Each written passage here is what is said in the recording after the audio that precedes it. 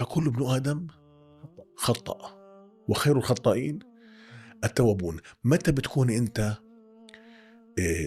تنقض سلوكاتك المحبة؟ لما يصير ديدنتك العصيان، مش لما تسقط مرة ومرتين وثلاث، لا، لما يصير هواك المعاصي، لما تصير تجاهر في المعصية. فكل أمتي معافى إلا المجاهرون. فمنها هنا نقول للناس مش المشكلة إنك تغلط، المشكلة إنك تضلك تغلط.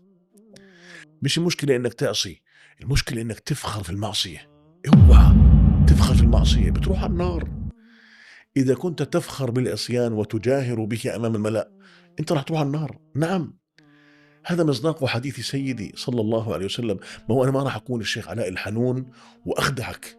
والله يا كرام، إذا كنت تجاهر في المعصية وبتصور الحفلات الصاخبة والتي فيها التنازلات وذبح القيم والمبادئ، والله إن هذا أصل المجاهرة. لو ما قلت للناس تعالوا اعملوا زيي، نشرك لهذه الرذائل أصله المجاهرة.